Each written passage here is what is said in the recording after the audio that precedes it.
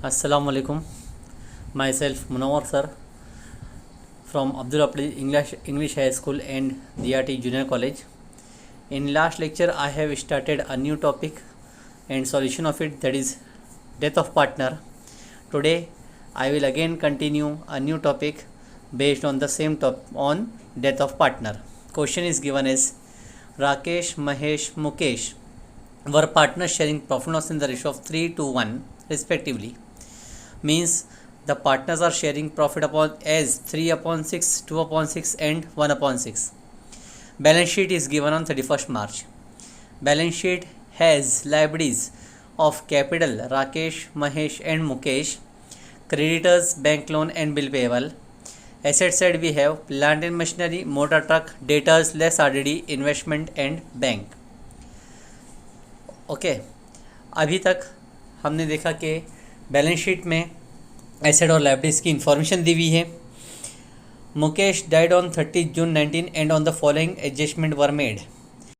First adjustment, asset were revalued as plant and machine 44,000, motor truck 18,000 and investment 17,000. पहली चीज़ तो plant and machine को 44,000 करना है, 40 से 44,000 करना है. 40,000 पुरानी बैलेंस शीट में है, 44,000 करना है मतलब 4,000 बढ़ाना है, that is profit. Motor truck को 18,000 करना है, मोटर ट्रक है 20,000 लेकिन 18,000 करना है मतलब 2,000 का है लॉस. और इन्वेस्टमेंट को 17,000 करना है, बैलेंस शीट में है 18,000 लेकिन करना है 17,000 तो 1,000 का है loss. Second adjustment, all debtors were good. सब डेटर्स गुड हैं means we will receive amount from all the debtors. In short RDD will not be required. Third adjustment, goodwill of the firm valued at 2 times the average profit of the last 5 years. No goodwill account should be shown in the books of firm. Goodwill of the firm, goodwill value करने बोल रहा है firm का और based on the 2 times the average of last 5 years. We have to calculate goodwill. goodwill को calculate करना पड़ेगा पिछले 5 साल के प्रॉफिट के बेसिस पे 2 ईयर परचेज के हिसाब से. Goodwill account should not be shown. No goodwill account to be shown in the books of firm. Means goodwill account हमको शो नहीं करना है, राइट ऑफ करना पड़ेगा. ठीक है, यानी कि थर्ड एडजस्टमेंट के लिए हम लोग को गुडविल का वर्किंग नोट करना पड़ेगा और गुडविल को रेज करके राइट ऑफ भी करना है. Fourth adjustment, Mukesh share of profit up to the date to be calculate on the basis of average profit of last 2 years. Mukesh partner को उसका प्रॉफिट का शेयर देना है up to the date of his death based on the basis of the last 2 years. पिछले 2 साल का profit का हिस्सा उसको निकाल के देना है एवरेज बेसिस पे, जिसको हम लोग बोलते हैं profit and loss suspense account. Last adjustment, 5 year profit were first year 6,000, second year 11, third year 7,000, fourth year 12,000, fifth year 24,000 respectively. 5 साल का प्रॉफिट आप लोग को दिया हुआ है. पहले साल का 6,000, सेकेंड ईयर का 11, थर्ड ईयर का 7, फोर्थ ईयर का 12 और पाँचवें ईयर का 24. ये प्रॉफिट हमारे काम का है जो कि हम लोग सिर्फ कैलकुलेट करेंगे और वो कैलकुलेशन होता है गुडविल का और कैलकुलेशन करेंगे एवरेज प्रॉफिट यानी प्रॉफिट लॉस सस्पेंस के टाइम पे. ठीक है, तो ये दोनों चीज़ को हम लोग को कैलकुलेट करना है, इसीलिए हम लोग को प्रॉफिट दिया हुआ है. नीचे कहा गया है prepare profit loss adjustment account, partners capital account, balance sheet on 1 July. Means हमको पूरे लेजर अकाउंट प्रिपेयर करना है, partners profit loss adjustment account, partners capital account, balance sheet. साथ में हम लोग जो 2 कैलकुलेशन करने के लिए बनाते हैं कैश एंड गुडविल वो भी बनेगा, और साथ में रफ वर्क के लिए जिसके ऊपर हम लोग को कैलकुलेट करना है गुडविल और प्रॉफिट लॉस सस्पेंस, ये सारी चीज़ हम लोग प्रिपेयर करके रखते हैं. स्टार्ट करते हैं सॉल्यूशन. एडजस्टमेंट नंबर 1, सबसे पहला एसेट्स में वैल्यू करने बोला था, assets to be revalued as plant and machine 44,000. तो प्लांट एंड मशीन को पहले बैलेंस शीट के एसेट्स में लिखेंगे.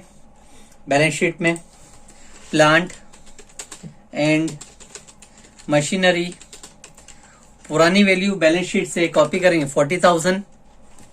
अब 44 करना है मतलब हम लोग प्लस करेंगे, प्लस एप्रिसिएशन अमाउंट है 4,000, तब जाके अमाउंट हो जाता है 44,000.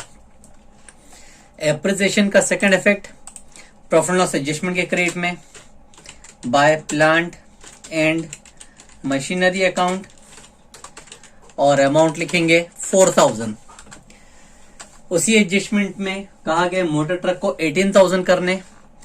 मोटर ट्रक लिखेंगे एसेट्स में, मोटर ट्रक चेक करेंगे बैलेंस शीट में पुरानी वैल्यू, दैट विल बी 20,000। अब रिड्यूस करना है, 18,000 पे लाना है, मतलब हम लोग माइनस लिखेंगे, माइनस डेप्रिसिएशन 2000 रिड्यूस कर दिए तो अमाउंट बन गया 18,000। सेकेंड इफेक्ट रिड्यूस हुआ है, डेबिट में आएगा टू मोटर ट्रक अमाउंट 2000। और आगे कहा गया इन्वेस्टमेंट को 17,000 करना है, जबकि अगर इन्वेस्टमेंट देखा जाए तो इन्वेस्टमेंट है 18,000। बैलेंस शीट में ही लिखेंगे इन्वेस्टमेंट 18,000, लेकिन अब इसको 17,000 करना है, मतलब 1,000 रिड्यूस होगा, लिखेंगे 1,000 डेप्रिसिएशन और अमाउंट है 1,000 का रिड्यूक्शन, तब वैल्यू बच रहा है 17,000। Second effect on debit side to investment और अमाउंट जितना रिड्यूस किया गया है वह अमाउंट लिखेंगे 1,000। ठीक है, पहला एडजस्टमेंट कंप्लीट हो गया। अब सेकंड एडजस्टमेंट कहा गया है ऑल डेटर्स वर गुड, जिसका इफेक्ट मैंने आप लोग को पहले भी बताया था, सारे डेटर्स गुड हैं, सब अच्छे हैं, सबसे पैसा मिलेगा, miss RDD is not required. तो इस तरह से हम लोग डायरेक्टली लिख सकते हैं debtors full value 16,000 last column, और जो क्वेश्चन में आरडीडी दिया है दैट इज प्रॉफिट, उसको क्रेडिट में डाल देंगे आरडीडी और अमाउंट लिखा जाएगा जो कि था क्वेश्चन में 2000। अभी आरडीडी देने की जरूरत नहीं है, यह अपन हमारे लिए है profit. Second adjustment complete. Third adjustment clearly कहा जा रहा है goodwill of the firm valued at 2 times the average profit of the last 5 years। No goodwill account to be shown in the books of firm.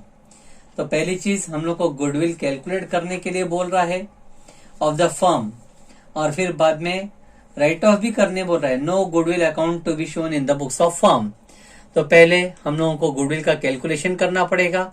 Goodwill के calculation करने के लिए यहाँ पे मैंने फॉर्मेट बना के रखा है, कैलकुलेशन ऑफ गुडविल।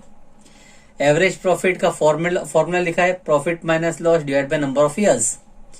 प्रॉफिट अगर देखा जाए तो एडजस्टमेंट नंबर 5 में प्रॉफिट दिए हुए थे 6,000 प्लस 11,000 प्लस 7,000 प्लस 12,000 और फिर 24,000 divide by total number of years are 5। तो डिवाइड बाय 5 करेंगे हम, टोटल कर दिए, डिवाइड बाय 5 करेंगे, टोटल करते हैं पहले 6,000 प्लस 11,000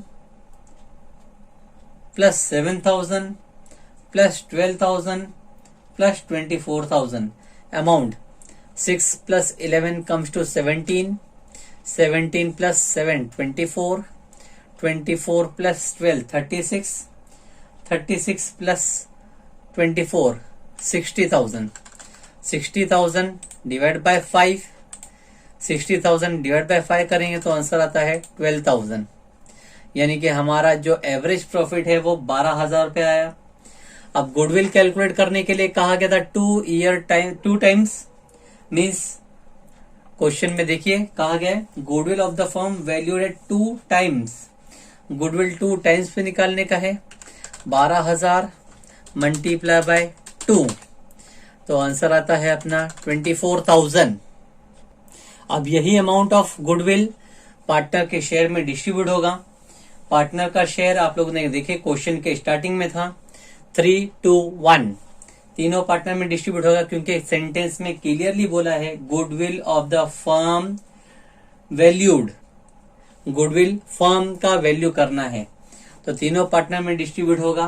पहला पार्टनर राकेश का शेयर, राकेश का शेयर आएगा 24,000 multiply by 3, 24,000 multiply by 3 divide by 6।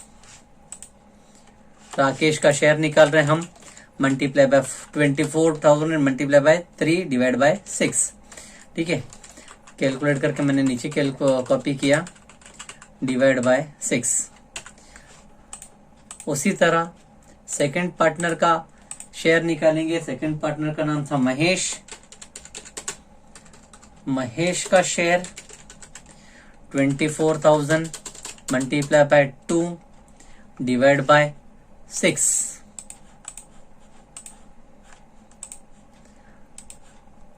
और तीसरे पार्टनर का नाम है मुकेश। लिखें मुकेश का अमाउंट, मुकेश का share 24,000 multiply by 1 divide by 6। इस तरह से हमने तीनों का अमाउंट निकाले। और जब डिवाइड करोगे, आप कैलकुलेट करोगे, तो 24,000 मल्टीप्लाई बाय 3 डिवाइड बाय 6, तो आंसर आता है पहले पार्टनर का 12,000।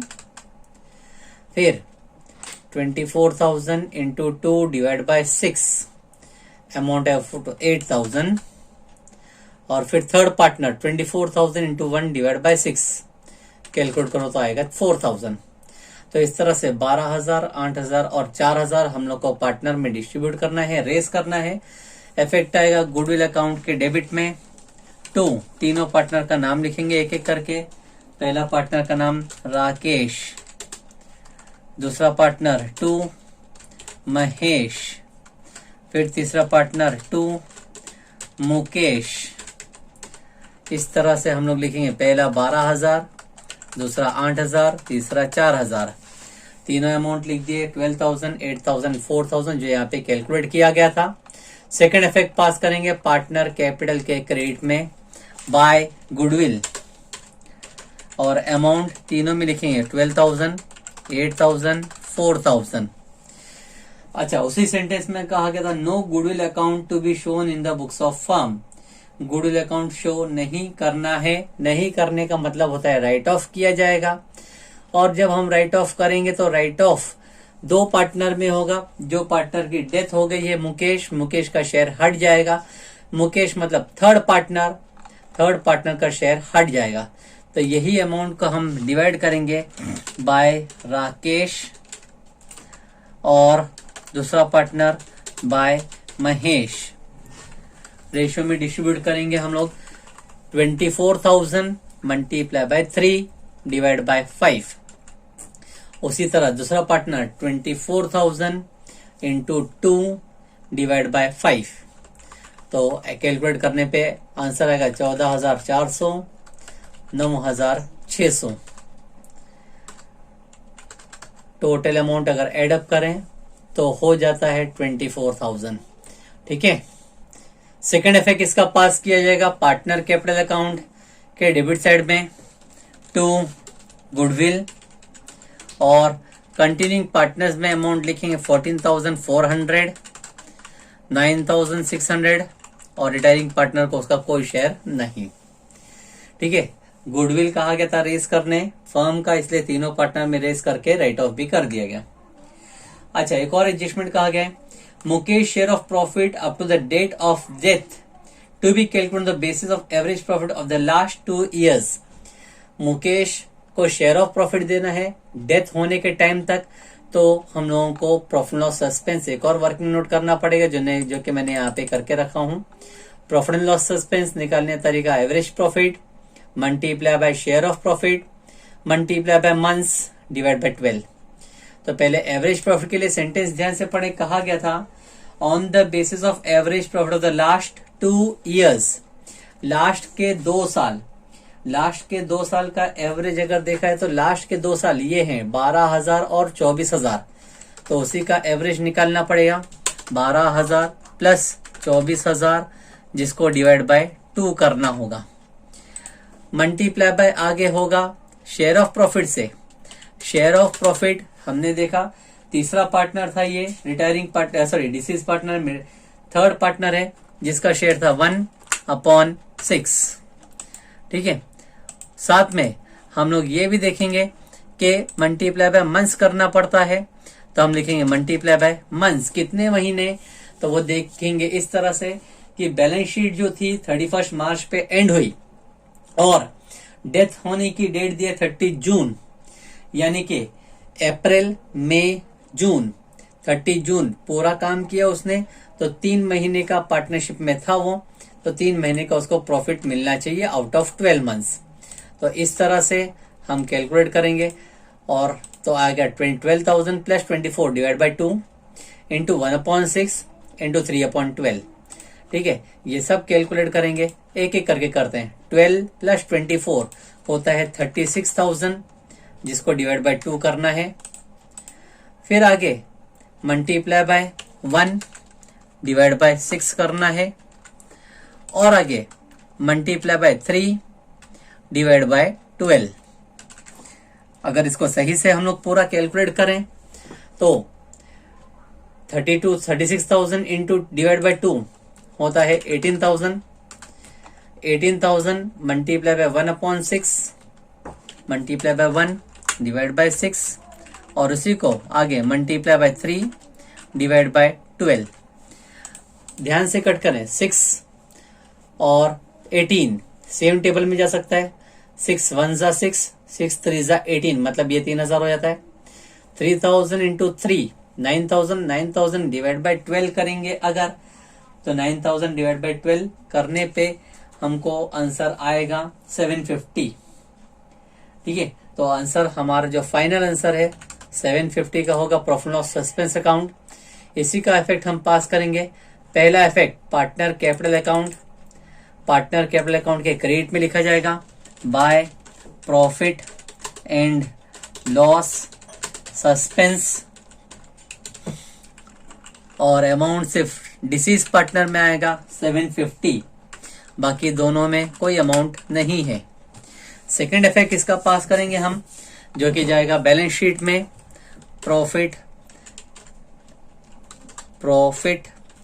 एंड लॉस सस्पेंस और अमाउंट लिख देते हैं 750। इस तरह से हमारा जो प्रॉफिट लॉस सस्पेंस का शेयर था वो भी हो गया। और लास्ट में एक एडजस्टमेंट दिया गया था, वो था प्रॉफिट, पिछले 5 साल के प्रॉफिट का, वो हमने कैलकुलेट करने में इस्तेमाल कर चुके। तो एडजस्टमेंट इस तरह से कंप्लीट हो गए। अब हमारी बारी आती है कि हम बैलेंस शीट में से पोस्टिंग करें एक एक करके। कैपिटल अकाउंट कहा गया है तो पार्टनर्स कैपिटल में लिखेंगे by balance carried down, brought down. Opening balance से ब्रॉड डाउन आएगा। पहला पार्टनर 30,000, सेकंड पार्टनर 20,000 और थर्ड पार्टनर 10,000।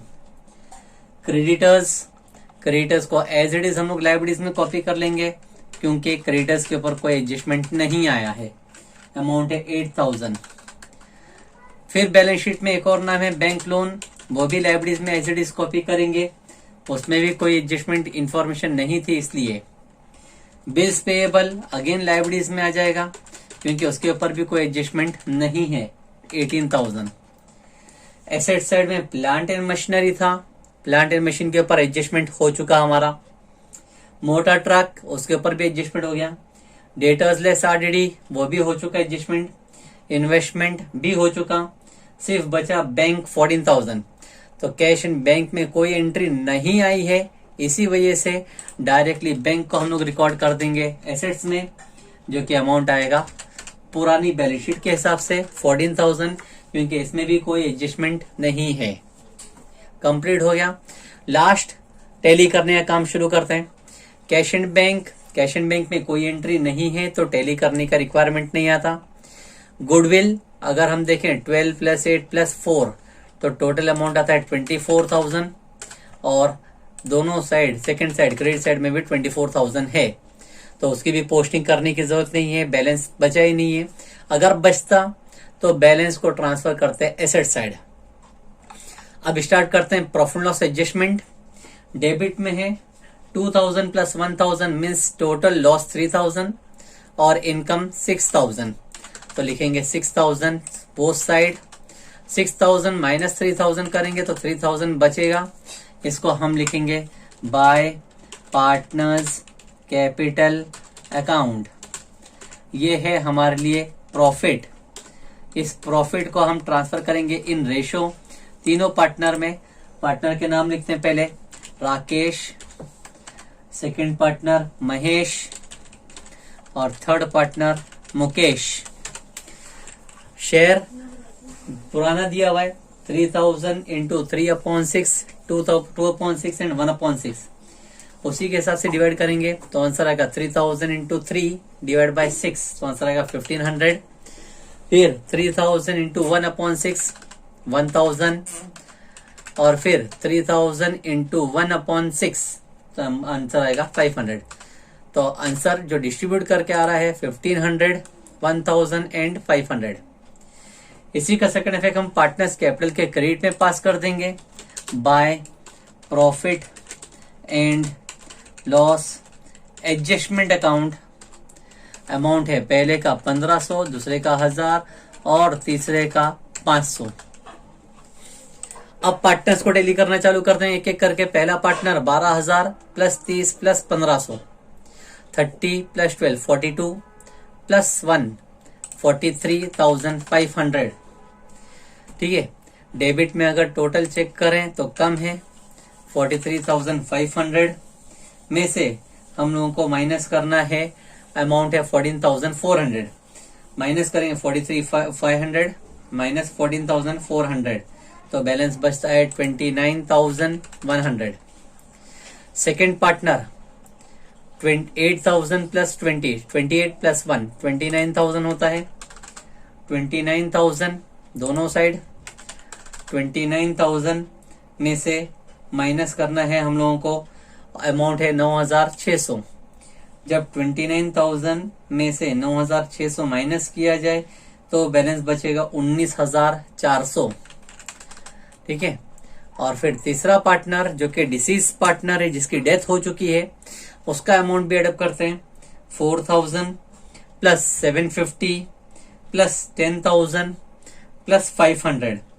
तो जब हमने ये सब अमाउंट को एडअप किया तो टोटल होता है 15,250, 15,250। अब 15,250 में से कुछ भी डेबिट में माइनस नहीं करना है तो 15,250 बैलेंस बचेगा, लेकिन उसको एक अलग से लाइन में लिखा जाएगा क्योंकि वो डिसीज पार्टनर है और डिसीज पार्टनर का अमाउंट एग्जीक्यूटर लोन में ट्रांसफर किया जाता है। दो पार्टनर का बैलेंस बचा है, लेकिन टू बैलेंस कैरीड डाउन, और जो डिसीज पार्टनर है उसको लिखेंगे टू एग्जीक्यूटर्स लोन अकाउंट। ठीक है, सेकेंड इफेक्ट दोनों का लायबिलिटीज में ही जाएगा। यहां लिखेंगे कैपिटल यानी बैलेंस कैपिटल। कंटिन्यूइंग पार्टनर्स का नाम पहला राकेश और दूसरा महेश। ठीक है, राकेश और महेश का कंटिन्यू कर रहे थे, जिसका अमाउंट आया था 29,100 और दूसरे पार्टनर का है 19,400। तो टोटल कैपिटल कंटिन्यूइंग पार्टनर्स का अगर एडअप करें 29,100 और 19,400 तो टोटल कंटिन्यूइंग पार्टनर्स का अमाउंट हो जाता है 29 प्लस 19 39 48,500। ठीक है, 48,500 हो जाता है ये अमाउंट। अब ये जो एग्जीक्यूटर लोन है मुकेश का, ये भी लायबिलिटीज में ही लिखेंगे मुकेश एग्जीक्यूटर्स लोन, और अमाउंट जितना बैलेंस बचा था मुकेश के कॉलम में 15,250 लेंगे 15,250। ठीक है, इस तरह से हमने लिख दिया। अब लास्ट काम है बैलेंस शीट को टैली करने का। लाइब्रेरी साइड का टोटल करते हैं एक एक करके। 8,000 प्लस 20,000 प्लस 18,000 प्लस 48,500 प्लस 15,250। जब टोटल अमाउंट आप लोग करते हो तो अमाउंट आएगा 109,750। एसेट साइड का भी total 44 plus 18 plus 17 plus 16 plus 750 and 14। तो जब टोटल होगा तो होगा 1,09,750। इस तरह से अपना बैलेंस शीट भी पूरी टैली हो जाएगी। ठीक है, नियरली पूरा एडजस्टमेंट या सॉल्यूशन करने का तरीका अगर देखा जाए तो रिटायरमेंट के जैसा ही बनता है, अलग नहीं है, सिर्फ नाम में थोड़ा सा फर्क हो जाता है। ठीक है, एग्जीक्यूटर लोन और वहां पे लिखा जाता सिर्फ लोन। इस तरह से हम लोगों को पूरा सॉल्यूशन कंप्लीट करना है। Thank you.